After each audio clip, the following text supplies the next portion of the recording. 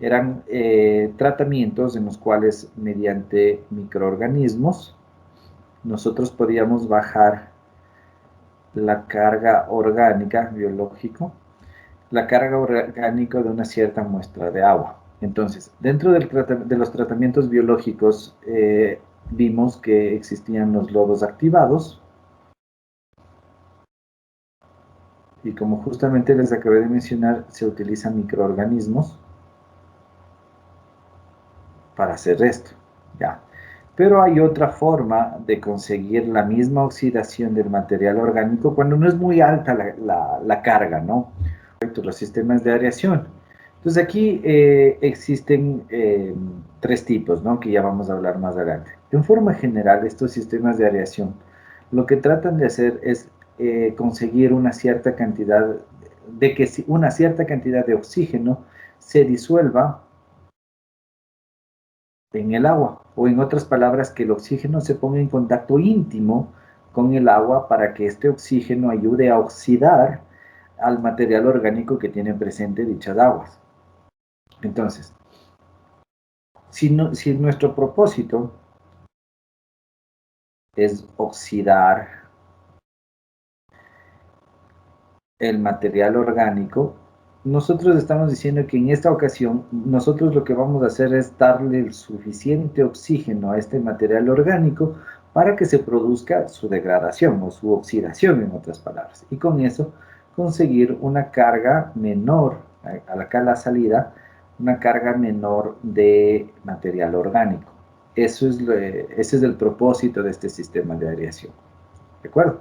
Entonces, antes de hablar específicamente de qué es el sistema de aireación, cómo funciona y qué es lo que vamos a hacer en estos sistemas, vamos a hacer una pequeña introducción acerca de fundamentos que es necesario que recuerden para poder entender de mejor manera el proceso de aireación como tal. Entonces, cuando hablamos de aireación, denme un segundo. Cuando hablamos de aireación, hay que tener claro que necesitamos dos fundamentos bastante fuertes, ¿no? Bastante fuertes, que es acerca del aire, todo lo que respecta acerca del aire, y otro que es el fenómeno que se da el momento que yo le inyecto aire al agua. Entonces ahí vamos a hablar un poquito acerca de un tipo de transferencia. ¿Qué tipo de transferencia creen que nos va a interesar el momento que hacemos una disolución de aire en oxígeno? Masa, momento o calor. Masa, correcto.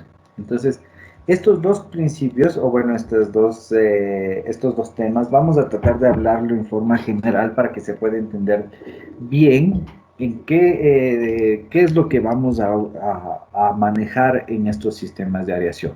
Entonces, vamos a comenzar con lo que es el aire. El aire se utiliza como principio de aireación debido a que en sí vamos a utilizar el oxígeno presente en este para conseguir nuestro propósito. Entonces, partiendo de aquí, nosotros al aire podemos considerar que es una mezcla de gases, ¿ya? Entonces, esta mezcla de gases, un concepto amplio y riguroso nos dice que es una mezcla de gases de oxígeno, nitrógeno, incluso argón, gases raros, etcétera, ¿no? Esto es un concepto riguroso. Ahora, cuando nosotros hablamos dentro de ingeniería, hay como generalizar que la mezcla de gases que se encuentran en el aire es simplemente oxígeno y es nitrógeno. Entonces, en este sentido, esta es una composición volumétrica o molar también, ¿no? Esto ya han de haber repasado bueno, no sé en qué materia, pero sí lo han de haber visto en algún momento dado. Entonces, como ustedes ven, esta mezcla de gases, que es el aire, se puede considerar simplemente como oxígeno y como nitrógeno. Para comprender de mejor manera los fenómenos que involucran a la aireación, hablemos en forma general acerca de los gases. Para esto me voy a salir un ratito, les voy les voy a poner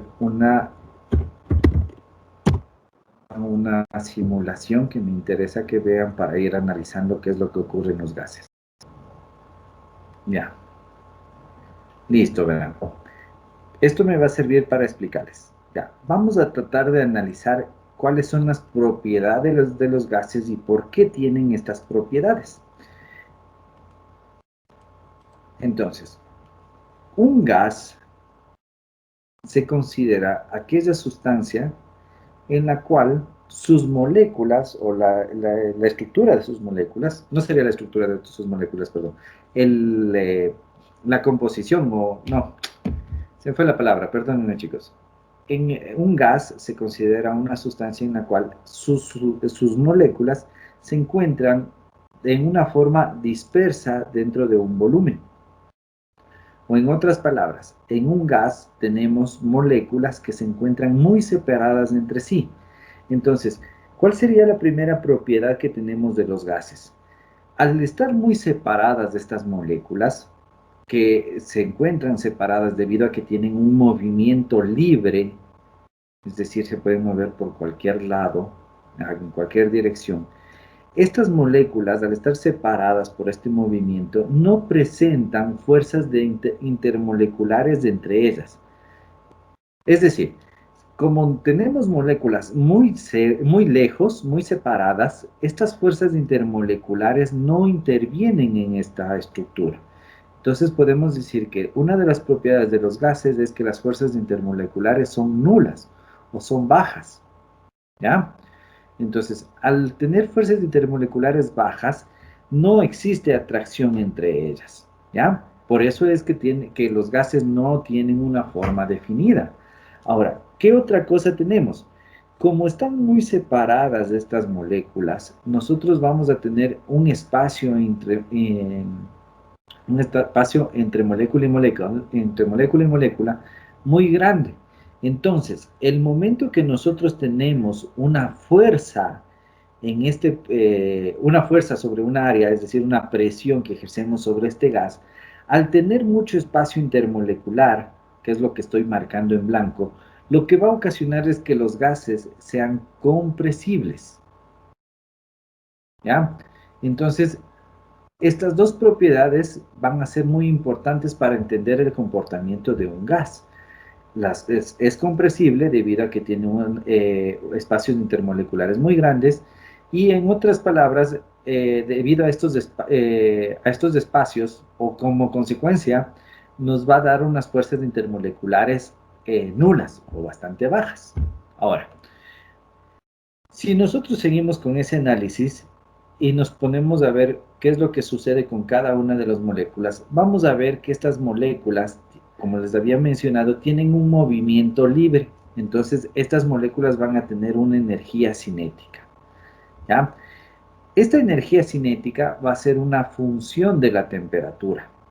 Entonces, ¿qué quiere decir esto? Que a mayor temperatura, mayor movimiento de las moléculas. ¿De acuerdo? Y si es que hay mayor temperatura, el rato que se empiezan a mover con mayor velocidad, con mayor energía, va a existir mayor choque entre molécula y molécula o en su defecto con las paredes del recipiente que los contiene.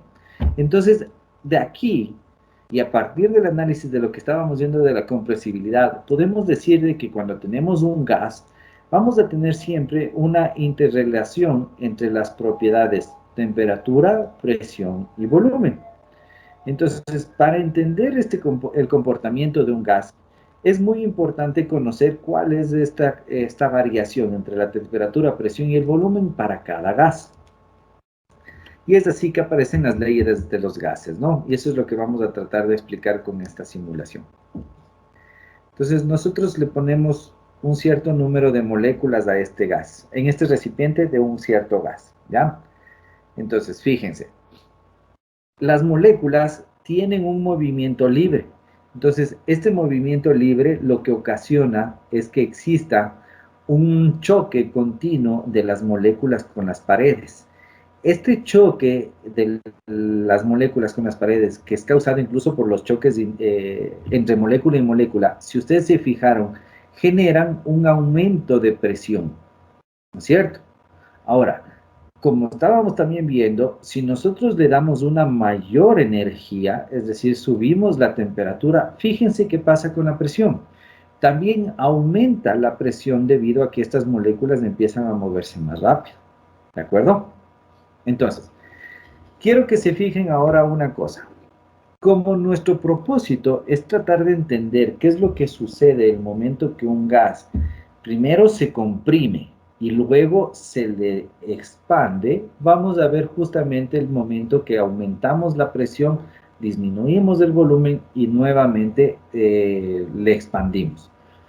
Entonces, fíjense qué pasa con las moléculas, especialmente la temperatura y la presión, el momento que yo disminuyo el volumen.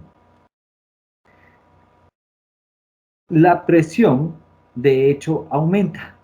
¿Sí le ven? Aumenta la presión en el momento que disminuye mi volumen. Ahora, ¿qué es lo que sucede el momento que yo aumento mi volumen? La presión va a disminuir. Ese es el efecto que tiene un sistema de compresión-expansión. En otras palabras, la presión que yo le ejerza aquí para comprimir va a ser, va a generar un diferencial del volumen. Entonces, ese diferencial de volumen genera un aumento de presión interna de dicho gas. Entonces, verán. Ahora, relacionemos con lo que vamos a estudiar, que es los procesos de aireación. ¿Ya? Denme un segundo. Listo. En otras palabras, lo que estamos viendo es que siempre en un gas va a existir una relación de temperatura, presión y volumen. ¿De acuerdo? Esto siempre va a existir. Ahora, ¿cómo se relacionan? Mediante varias fórmulas, ¿ya? Que ya vamos a ver más adelante. O bueno, una fórmula general que sería la ecuación de los gases ideales. Ahora, cuando nosotros estamos, perdón, como ustedes vieron, estábamos hablando de un gas puro, es decir, de un gas solito. Podría ser, por ejemplo, el caso del oxígeno, ¿ya? Ahora, ¿qué sucede si es que yo en vez de tener un solo gas tenemos mezcla de gases?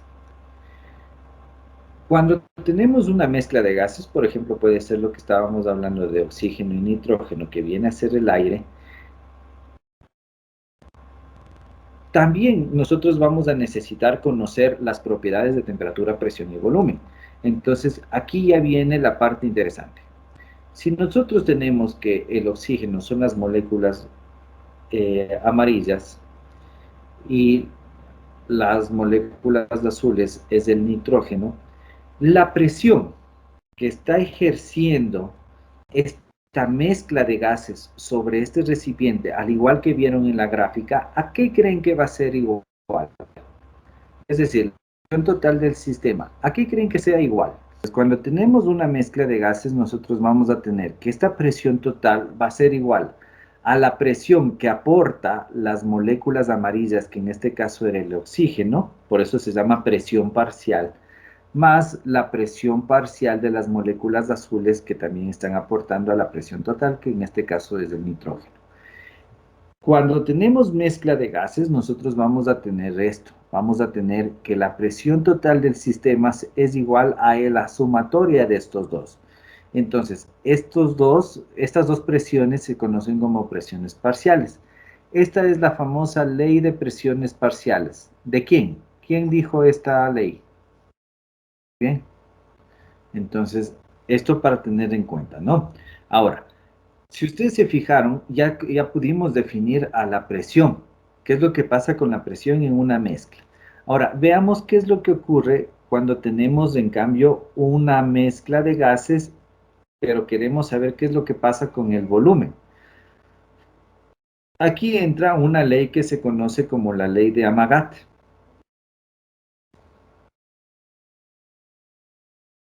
Esta ley de Amagat lo que me dice es que los volúmenes son aditivos. Los volúmenes molares de cada uno de los gases que conforman la mezcla es aditiva.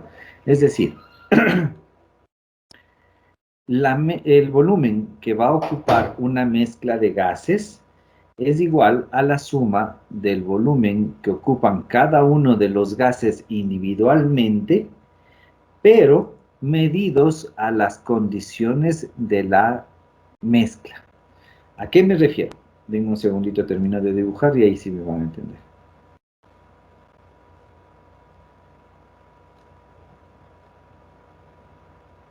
Ya, entonces tendríamos esto. Entonces, ¿a qué me refiero? Este volumen de la mezcla va a ser igual al volumen del nitrógeno más el volumen del oxígeno. Pero este volumen tiene que ser medido a las condiciones de la mezcla. Es decir, estos tres volúmenes tienen que ser medidos a temperatura y presión de la mezcla a la cual vamos a llegar. ¿Ya? Eso es lo que me dice la ley de Amagat. ¿De acuerdo?